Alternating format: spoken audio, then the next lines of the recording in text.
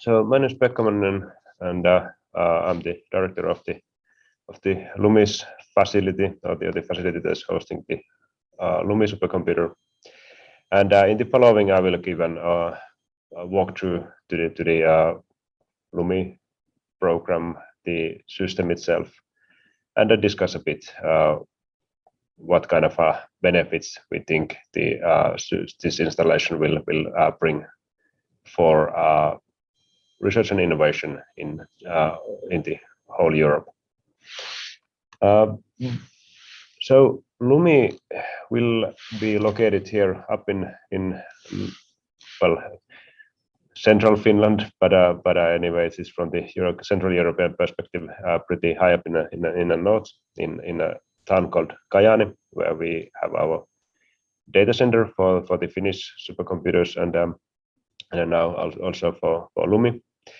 And with an important notion that it's not it's in Finland, one system in Finland, but it's not the Finnish system, but it's a model where we, as a 10-country consortium, have invested a substantial amount from each of the countries and jointly operate and manage the system here. And also piloting kind of a new way of doing cutting-edge HPC.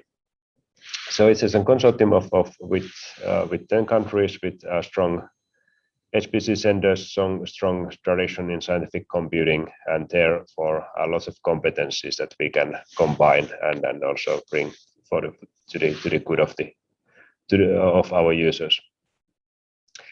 And the idea is that the resources are cycles produced by the machine, and they are allocated per the investments to the TCO.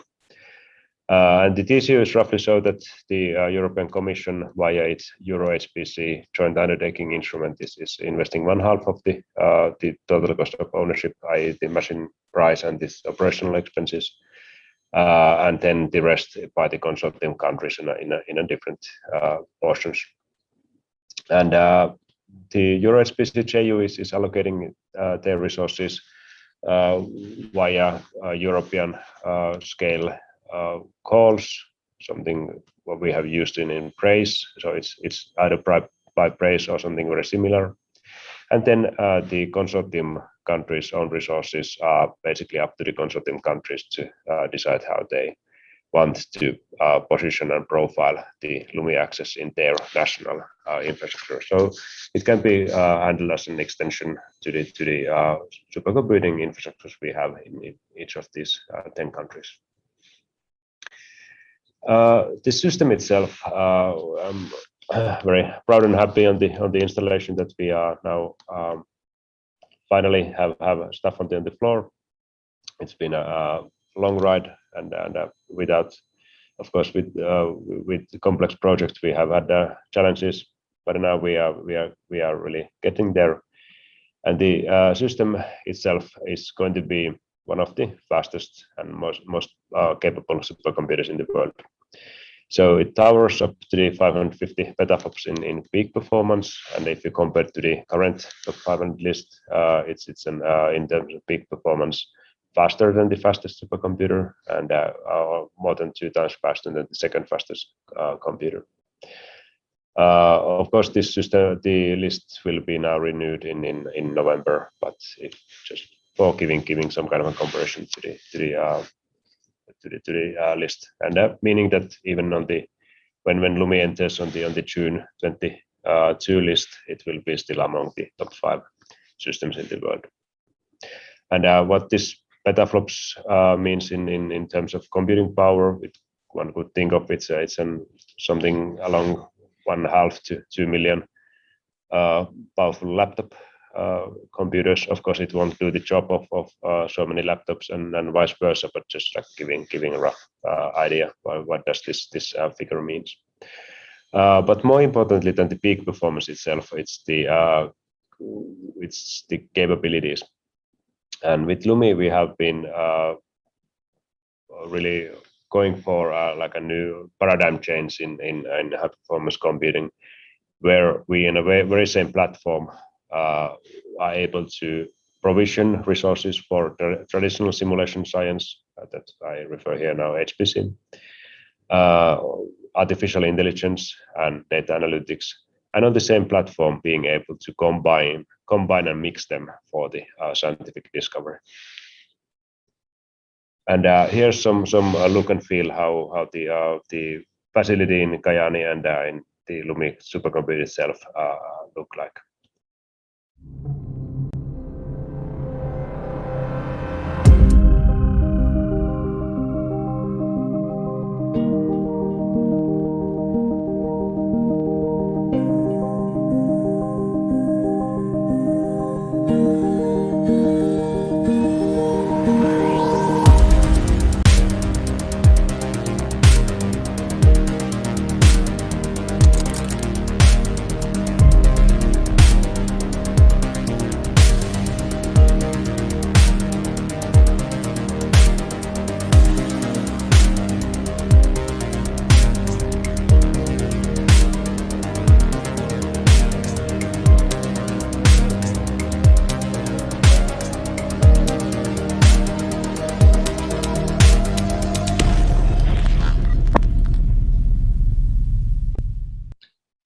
So that wasn't like a rendering, but it was like a real photo shoot from earlier this fall, and we have now installed and they're accepting at the moment the first phase of the installation. I will come back to that one in a moment.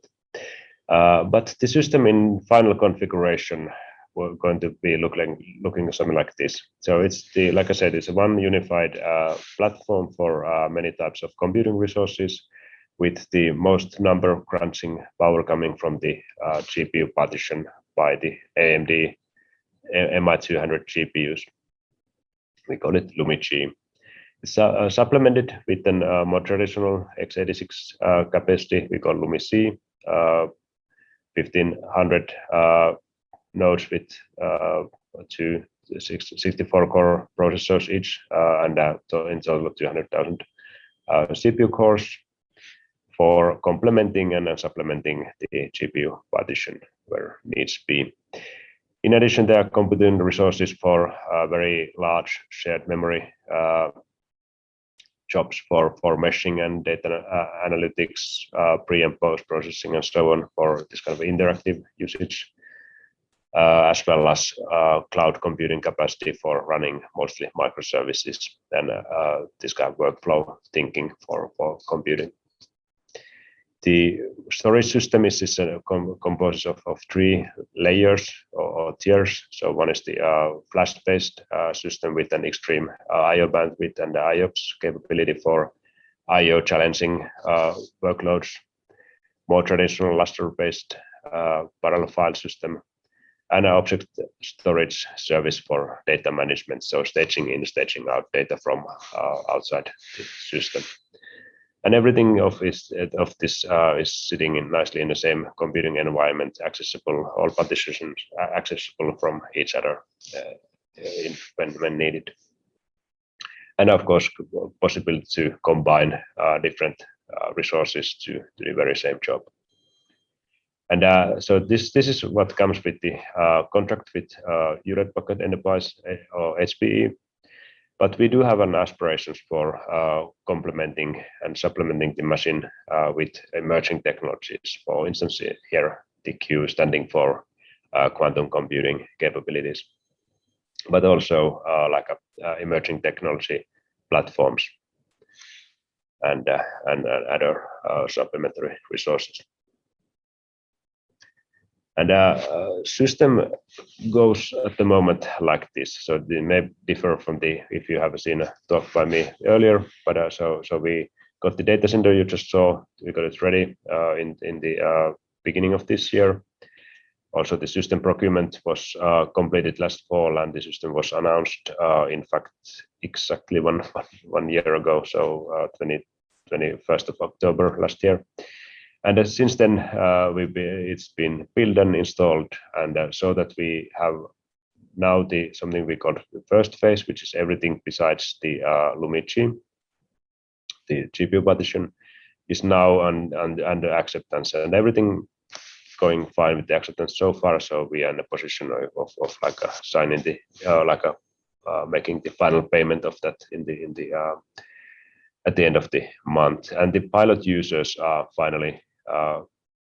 So we are now in a stage that we can get external users in. So something we call pilot users. I have a slide about that in a minute. Will get to the machine, in fact, today. So it took 1 year from the announcement of the system to the having the first users in.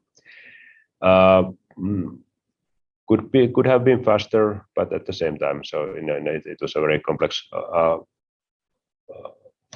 project with kind of like a first of its kind technology of the gray Shasta stack, and very operated on a very warm cooled system. So for the energy savings and energy considerations.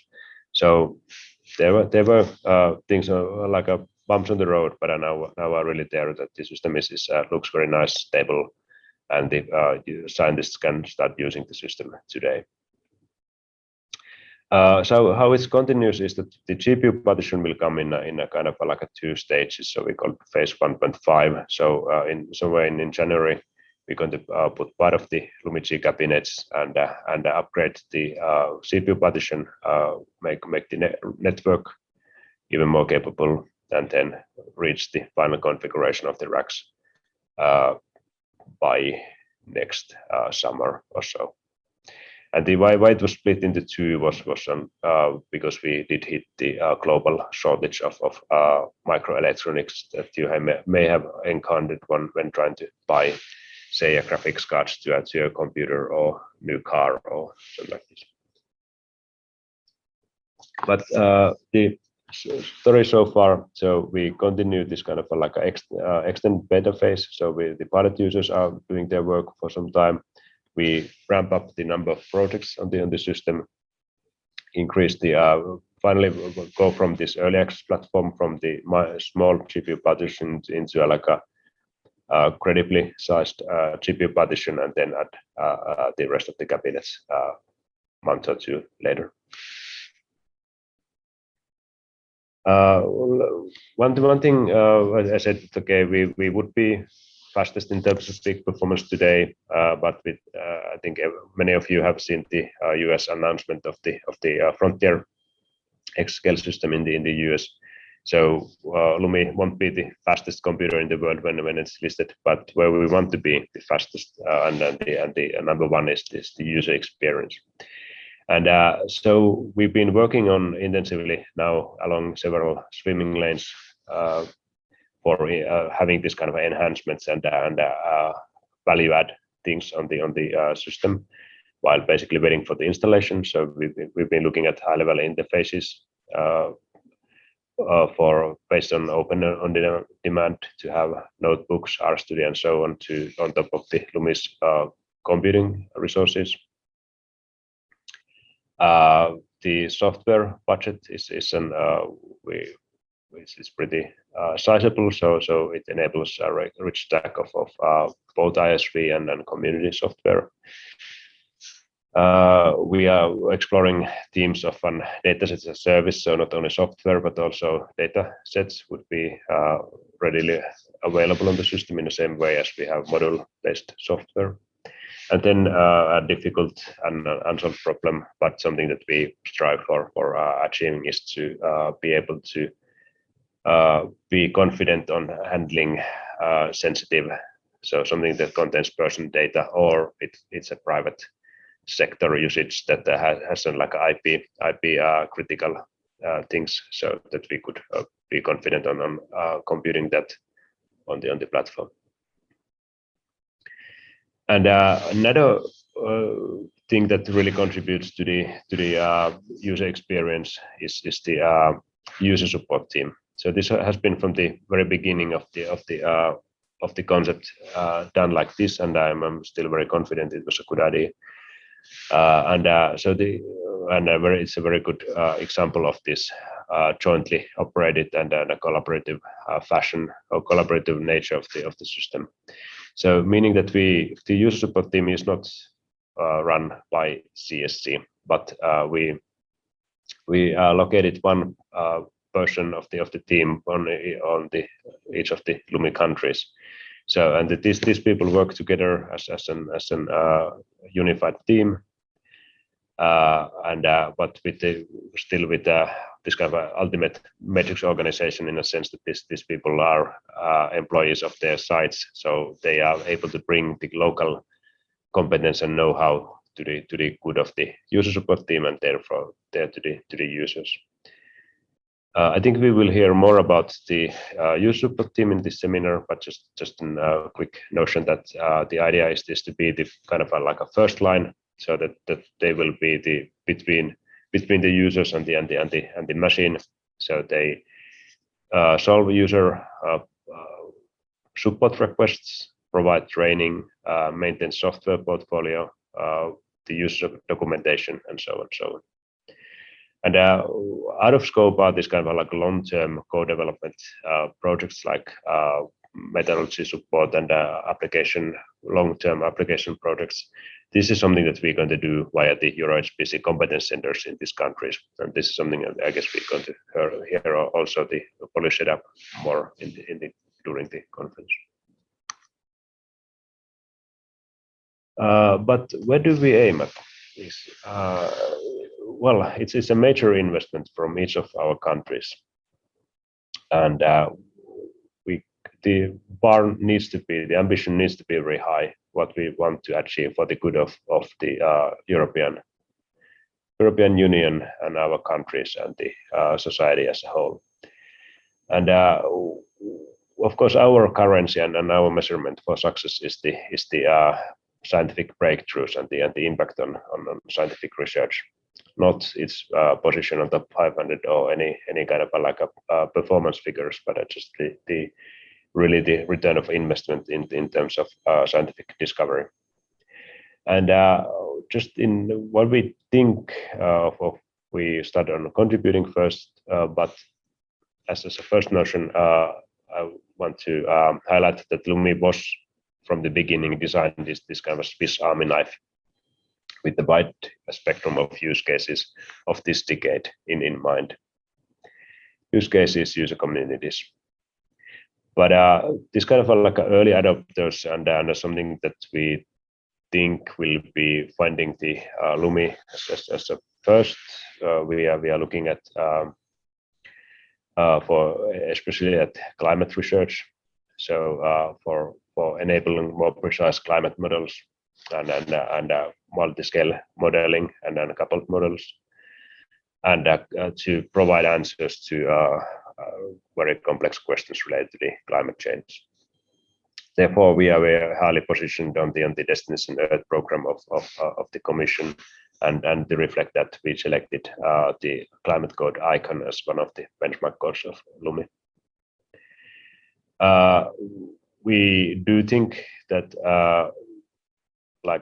this kind of massive data science will be nearly as important use case for LUMI as traditional simulation science, as large-scale simulating. So being able to analyze and reanalyze large data sets, whether they simulated or measured in many fields of science, something there are discoveries to be expected. So being able to find hidden correlations and model the data, existing or currently generated, is something that we do think is one of the this kind of success stories of the system. From the traditional simulation-based, we do think that plasma physicists,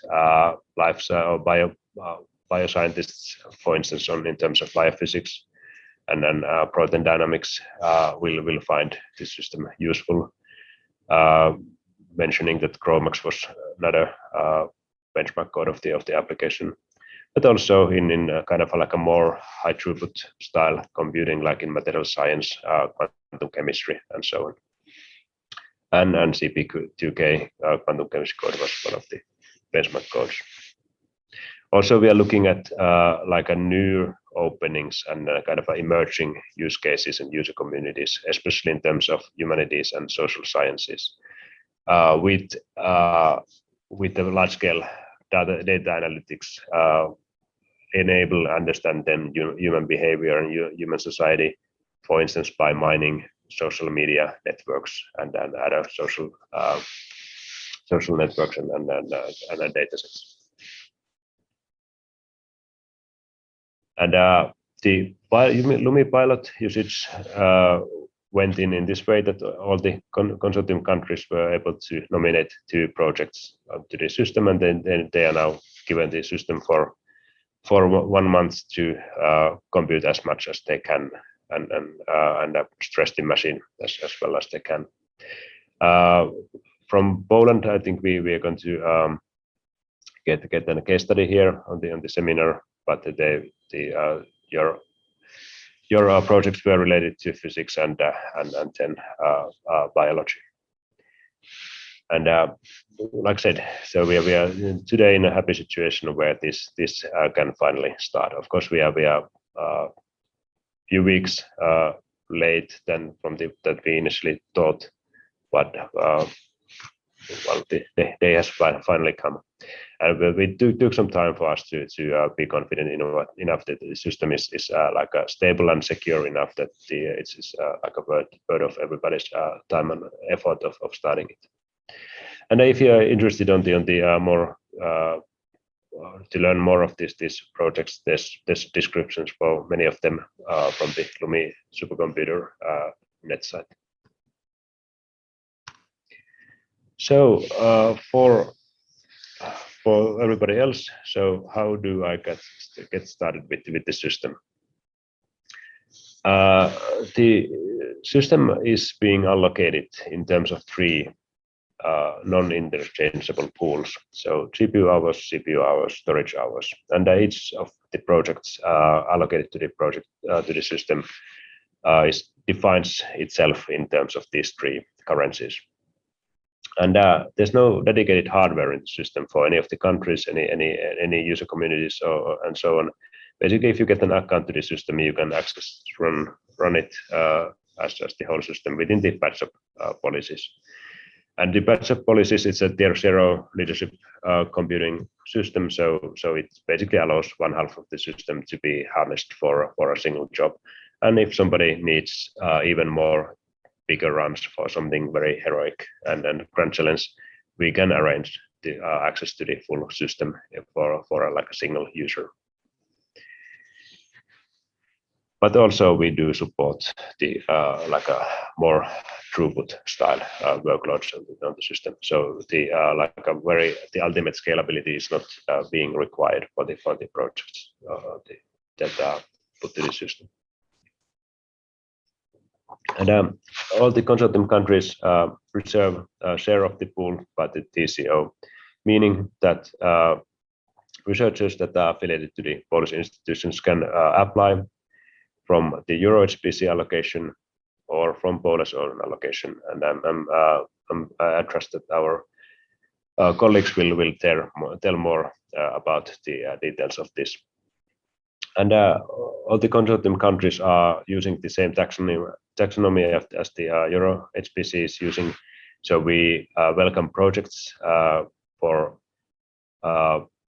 getting your codes ready, and then demonstrating scalability, demonstrating performance, demonstrating feasibility of the code. We are welcoming this kind of a normal, some tens of millions core hours worth of computing resources. We call general access. And we also welcome projects that are only meant for developing software. So no kind of no promise or like requirement of publications, just the scientific software as a deliverable of the project. But then, of course, first and foremost, it's a tier 0 system. So we do think that the main added value is on the extreme compute capability. So these are very big project allocations, mostly GPU hours, because that's the tier 0 part of the system. But like I said, the Polish considerations are something that it was up to Poland to decide, and I'm sure that the colleagues here will tell more about those. To get towards the end of the talk, let me still shed some light on the programming environment and the usage environment of the system. So, well, it's a Cray system, even HPE Cray system. So those who have been using Cray, whether it was on anything from within the last 10 years, so XC, XK, XE, even XT systems, you basically know what to expect. So it kind of like a looks and feels like a Cray environment. So it has the familiar compilers, libraries, analysis tools, debuggers, and so on. And at the bit more on the lower level towards the GPU, there's the AMD's own Radeon Open Compute stack to complement the Cray PE as well as to like a and backbone in some cases. So many basic scientific libraries are there for as tuned versions, but also machine learning frameworks and libraries are there ready to be deployed. And that comes with their own compilers for the GPUs. Now, more information, there's 2 blog posts on the application enabling on the LUMI Supercomputer.eu website.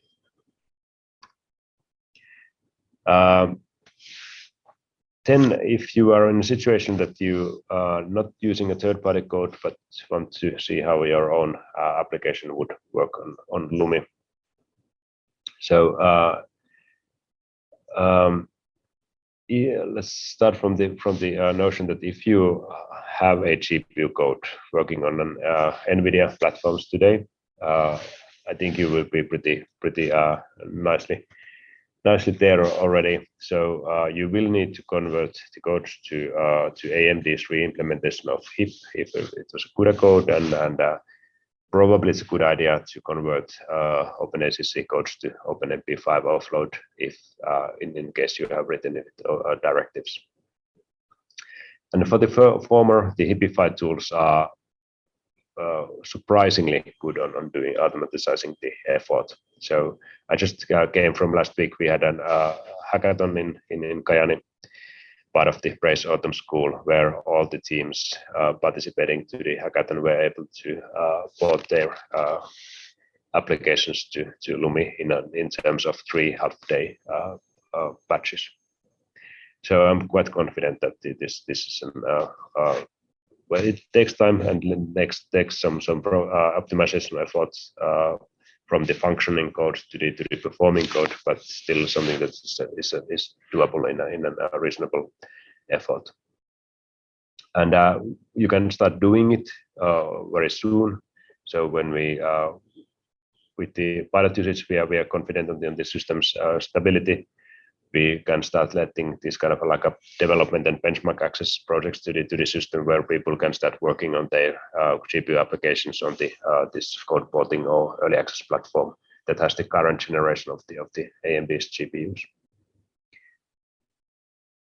And if you are in a situation that you only have a CPU-based code, there's just like a very few high-level remarks here is that, well, remember that the LUMI enables the possibility of combining CPU and GPU nodes to the same job. So perhaps only the one part of the workflow needs to be really GPU enabled, only the most computing heavy parts of it.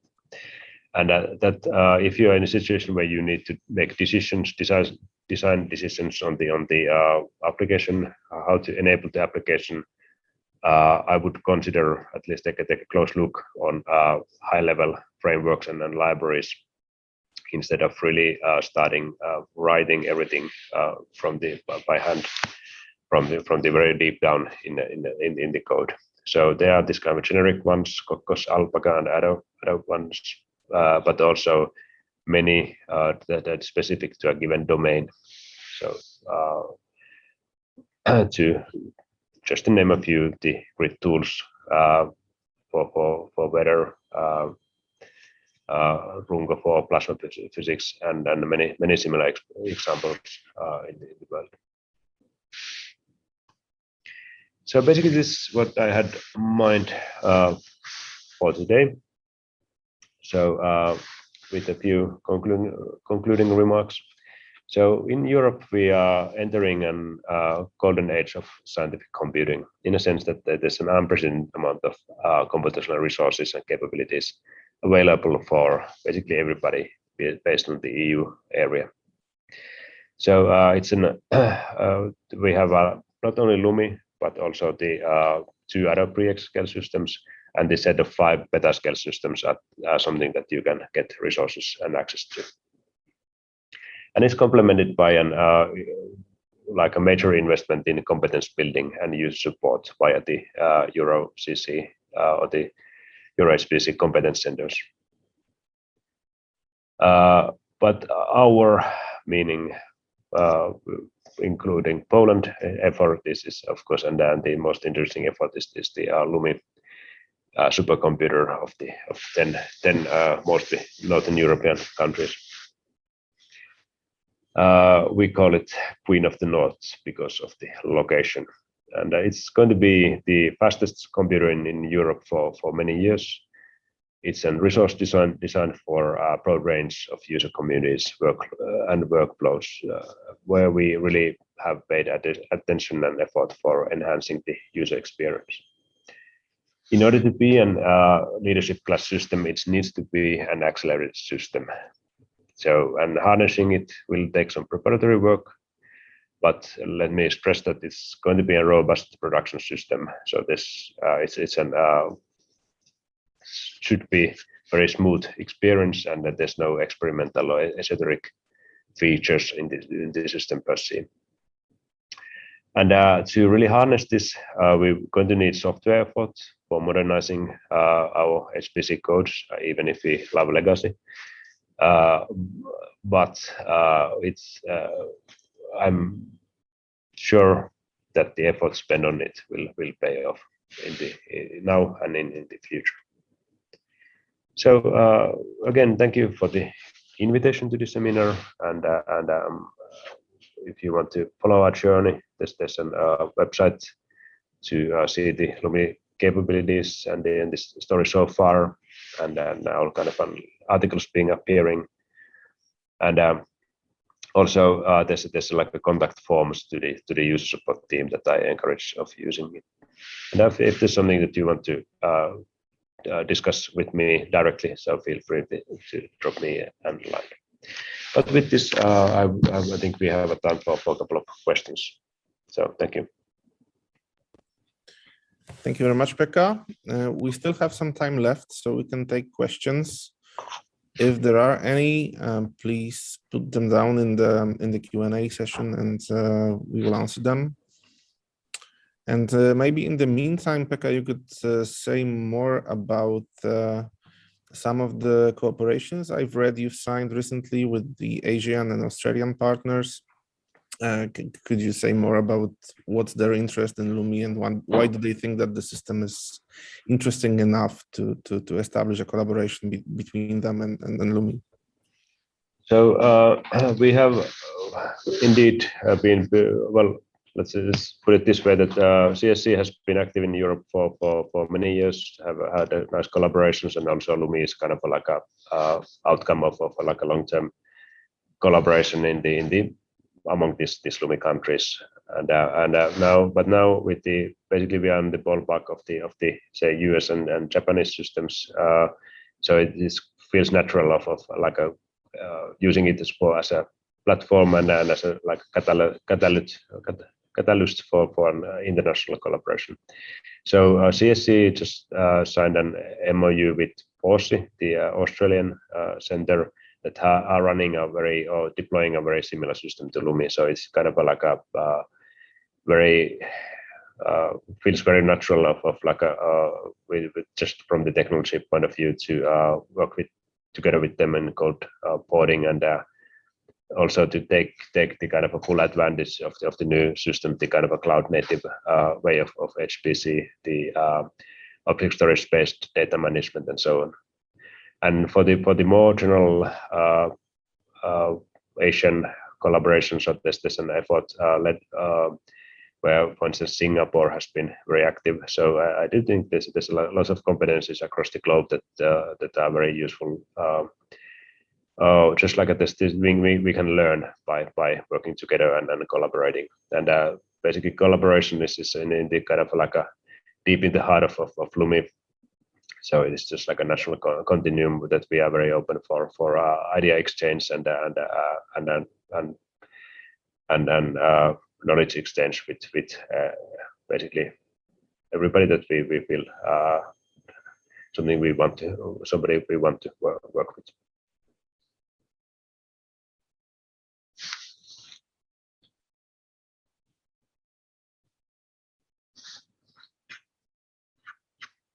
Yeah, I need to unmute to be heard. Yeah. So we have one question on the Q&A chat. Is the usage of LUMI possible for individual researcher? Is that free for use for an associate professor at the university in the fields of CFD? I think that we will be able to provide a more detailed answer later during the day, but Pekka, maybe you can generally address the questions of how to access the system. Yeah, so it's not perhaps I don't. Yeah, let's make it this way. So basically the access granting is really single PI driven. So whereas even if I mentioned destination Earth and research infrastructure and so on and user communities, the resource allocation is really by individual researchers, and the guideline is scientific excellence. So for we are basically praise or I adapt also. Polish colleagues are not really requiring and huge affiliations, but just the science cases are the ones that matter in terms of resource allocation. And I don't know if you want to complement the answer. Okay, so as a follow-up, there's another question about when are you going to open the EuroHPC call? I mean the European part of the system, and when this is going to be available. That's going to be coordinated by Brace, at least for the first rounds, and highly likely that JU will continue with working with Brace also in the future. As far as I know, this is of course to EuroHPC JU to decide, but they are going to open the LUMI general access projects that target the CP partition, the LUMI C, already now, like this year, such that the project could start in say December, January timeframe. Also, the benchmarking and the development access projects would be coming to the same call. So they are opening their calls pretty soon. And the extreme scale, so the very big projects for LUMI will be, I guess, on the April call of Brace, and they can then start after next summer. Okay, and one more question about the usage of FPGAs. Do you see any potential usage of FPGAs in the LUMI well, infrastructure, actually, right? You're planning to combine some quantum resources within the same user environment, at least to a point. So what about FPGAs? So within, let's say it is possible. So I mentioned we have had plans and discussions on having this kind of like a experimental or emerging technology test beds on LUMI. So basically that you could access the latest and greatest, just like having a few pieces of something like new CPUs and new GPUs to users to benchmark there. And so from the same programming environment, how to do this is in practice in terms of like integration and the funding. It's still not like possible, but I mean I would say it's in a scope and within possibilities that we will enable something that may resemble FPGA, perhaps some kind of AI that's AI designed CPUs or things like this, or if there's like a FPGA based accelerator with an programming model that we can support from the environment, can be one of those experimental technologies in the testbed. Okay, we have a question about how much memory do you have per nodes in the system. Again, this will be, I hope, addressed by one of the next speakers from Cray, but maybe you can comment on this now.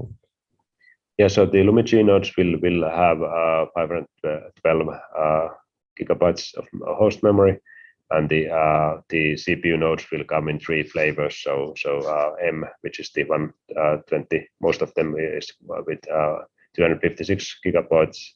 A handful of them will be with 512, and then even smaller number with 1 terabyte. And if I don't recall entirely wrong, so there's 32 or look it up, but there's like a 32 or 64 of the terabyte nodes, and 128 of the L nodes. So in different memory configurations. So it would have been overkill of putting all the nodes with the 1 terabyte memory. But however, we do recognize that there are some cases that need so much shared memory per node. So. Okay, so there are not any Q&A questions left. However, I will maybe have one short. So what do you think about the choice of the accelerators which ended up in the LUMI system? I mean, using GPUs from AMD seems to be a bit more challenging than NVIDIA's. On the other hand, the opportunities seem to be very interesting for the future. Can you comment a little bit more on the technology? And I'm asking you because LUMI is the only EuroHPC system which ended up with AMD GPUs, right? All the other ones which have an accelerated part or which are 100% accelerated are using NVIDIA. So how do you think this will influence the HPC ecosystem? Yeah, one need to kind of like they're not that different technologies. So basically, it's the same microarchitecture or same programming model, even the same transistors. They come from the same factory in Taiwan. So it's a they're very close technology at the end of the day. The vendor was able to convince us with the benchmark application performance on the system and the feasibility. And the programming environment also is really nicely catching up to the goal. So I would say it's the programming and software effort is comparable to the if we have chosen the NVIDIA alternative.